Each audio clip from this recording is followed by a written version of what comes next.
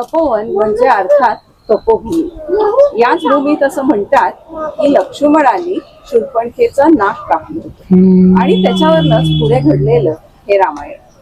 आपण इथे तपोवनात आलो की अर्थातच गोदातीरी येतो आणि इथे कपिला गोदेचा संगम आपल्याला बघायला मिळतो। तपोवनात आलं की ही 5 कुंड तुम्हाला दिसतात। आपल्या बरोबर महाशब्दे गुरुजी आहेत। गुरुजी नमस्कार। करू सुरुवात। नमस्कार। ही रामाची वनवासाची जागा। इथे राम राहिले वनवासा करता 1 वर्ष 14 दिवसांसाठी। हे ब्रह्मा विष्णू महेश 3 देवाची 3 कुंड आहेत। हे अग्निकुंड आहे, हे मुक्तिकुंड म्हणतात। कोपऱ्यामध्ये सीतेची नाणी सीताकुंड सौभाग्य तीर्थ या कुंडाचे नाव आहे। खाली आहे कपिल ऋषी आश्रम। कपिल ऋषी या जागी 12 वर्ष तपश्चर्या करून गाईच्या मुखातून नदी प्रगट केली कपिला नदी। इकडनं येते ही कपिला नदी, नाशिक मधनं येते ती गोदावरी। कपिला गोदावरी 2 नद्यांच्या कोपऱ्यात संगम आहे। संगमाच्या काठी रावणाची बहीण शूर्पणखा लक्ष्मणाने जे नाक कापलं ते मुख्य स्थान खाली आहे। पावसाळ्यामध्ये इथे महापूर येतो, ही सगळी जागा पाण्याखाली बुडलेली असते। पावसाळ्यामध्ये इथं दर्शन होत नाही म्हणून शूर्पणखेचं आर्टिफिशियल मंदिर वरती केलेलं आहे। मुख्य नाक कापलेली जागा खाली आहे। ही जी माहिती सांगतायत ते आहेत महाशब्दे गुरुजी।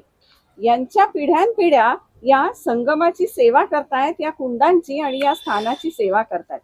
गुरुजी तुमच्या घराकडे ही सेवा कशी काय आली? आमच्या घरातच फक्त ही जागा आहे। आमचे पंजोबांचे वडील म्हणजे खापर पंजोबा माझे, तेव्हापासून ही जागा आहे। आता त्याचा किती कालखंड झाला त्याला सांगू शकत नाही। कागदपत्र जे आहे मोडी लिपीतले आहेत ते आहेत ओरिजिनल ते, आणि आता मोडी लिपीमध्ये आहे। मोडी लिपी आता बंद झालेली आहे, त्याचं ट्रान्सलेशन करून आहे ती जागा। काय सेवा असते रोजची सेवा काय देता? देवाचं काय, लोकांना जे येतील त्यांना माहिती देणे, माहिती देऊन तीर्थपूजा जी असते तीर्थपूजा सांगणे, त्यांची इच्छा असेल दक्षिणा दिली ते द्यायची, नाहीतर जय सीताराम, याच्यावर आमचा उदरनिर्वाह आहे। और कोणावर जोर जबरदस्ती नाही, इच्छेप्रमाणे असतं, जे देतील ते घ्यायचं, नाही दिलं सोडून द्यायचं। चला जय सियाराम।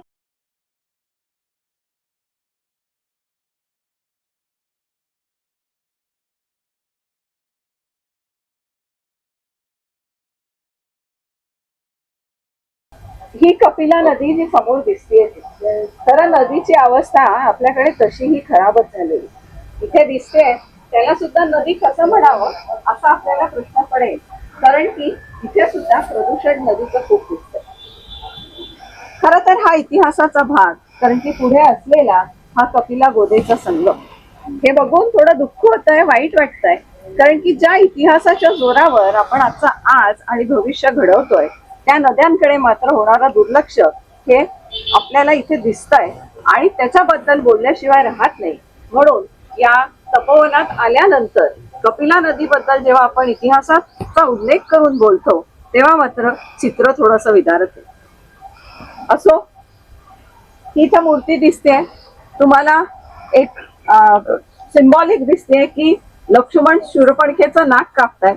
खरं तर इथे असलेलं हे स्थान महात्म्य आहे।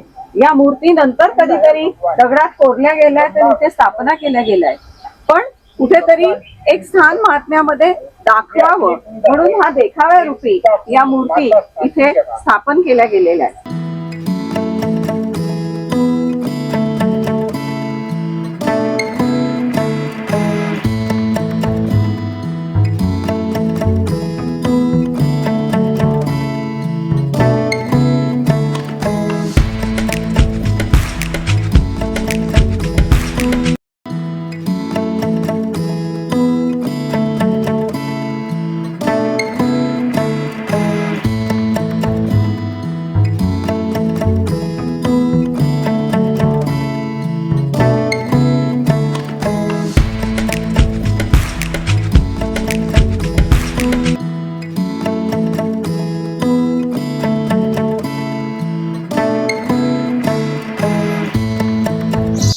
नाशिक मधील रामायणातल्या खुणांचा इतिहास बघता बघता आपण येऊन पोहोचलो ते तपोवनात। जसं मी मगाशीच म्हटलं, दंडकारण्यातली ही तपोभूमी.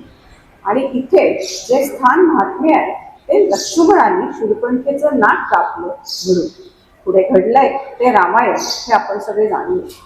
या ठिकाणी लक्ष्मणांचं मंदिर हे आपल्याला दिसेल. हे असं मंदिर क्वचितच दिसतं आणि फक्त लक्ष्मण असलेलं मंदिर आपल्याला हे दिसतं. या मंदिराचे जे सेवेकरी आहेत, जे पुजारी आहेत, ज्यांच्याकडे परंपरेने आलेली ही सेवा आहे, त्यांच्याशी आपण बोलूयात. नमस्कार. नमस्कार. काय नाव आपलं? माझं नाव आहे अशोकदास ओंकारदास वैष्णव.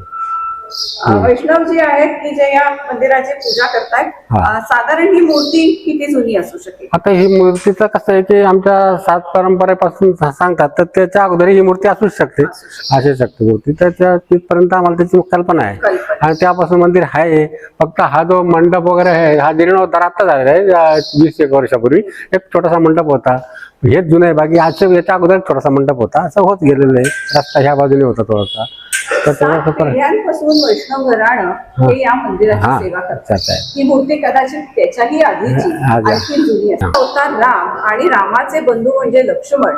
आपण जाणून आहोत की विष्णूनी जेव्हा रामाचा अवतार घेतला तेव्हा शेषानी लक्ष्मणाचा अवतार घेऊन ह्या प्रभूंबरोबर त्यांनी वास्तव केलं.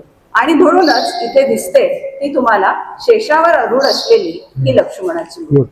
असं मंदिर फारसं दिसत नाही. असं मंदिर लक्ष्मणाचं मंदिर 1-2 जागेवर आहे, पण शेष अवतार हा कुठेच नाही. कारण की कसं आहे, मंदिराचं मूळ कारण काय की दिवसभर रामाची सेवा करायची. श्रीराम इथेच राहते, वडाचं झाड आहे. पंचवटीत आले, पंचवटीनंतर ह्या भागात आले. इथे कपिला गोदावरीचा संगम होता, अगस्त्यमुनीचा आश्रम होता. त्याच्यामुळे ह्या जागा त्यांना आवडली. तर दिवसभर रामाबरोबर लक्ष्मणजी राहायचे. लक्ष्मणजी रामाची सेवा करायचे. ते वडा झाला खाली राम बसून आपलं ध्यान धारणा वगैरे करणे. लक्ष्मणाचं काम होतं की जंगलाला लाकडं वगैरे आणि सेवेत राहणे. ह्यामध्ये शूर्पणखा रावणाची बहीण हे आकाश मार्गाने जात होत. आकाश मार्ग जाताना तिला एक सुंदर पुरुष दिसला कोणी, तर ती तिथे उतरल्यानंतर तिने ते शूर्पणखा आली. शूर्पणखेने श्रीरामाला त्रास दिला लग्नासाठी. त्यावेळेस लक्ष्मणजी आले लाकडे घेऊन. तर लक्ष्मणजीला विचारलं हे कोण? माझे भाऊ आहे. तर म्हणे त्यांना विचार. त्यांनी मना केलं. तर मग ते शूर्पणखेला राग आला. तिने राक्षसी स्वरूप प्रकट केलं, तेव्हा लक्ष्मणाला राग आला. मग लक्ष्मणाला राग आला. लक्ष्मणाने बिलकुल रागाच्या भरामध्ये त्याचं नाक कापून टाकलं. नाक कापल्यानंतर भगवंत इथून निघून गेले. सीताजीचं हरण झालं. नाक कापलं म्हणून नाशिक, हा राम नाक कापलं म्हणून नाशिक नाव ठेवलं.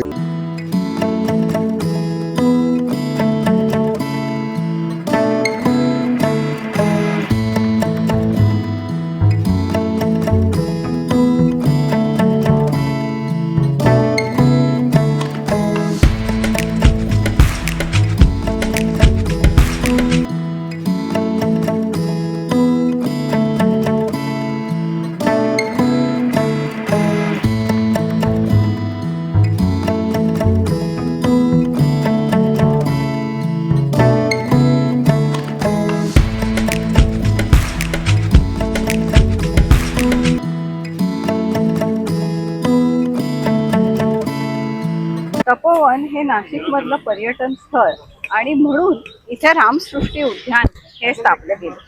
आत्ताच्याच काळातलं आहे. आमदार राहुल ढिकले यांच्या निधीतून हे झालेलं आहे. आणि तुम्हाला दिसते आहे ही भव्य अशी प्रभू श्री रामांची मूर्ती. ही मूर्ती येत्या कुंभमेळ्यात निश्चितच पर्यटकांसाठी आकर्षण ठरेल. कारण की आजही खूप पर्यटक संध्याकाळी इथे दर्शनास येतात, या उद्यानाचा आनंद घेण्यास येतात.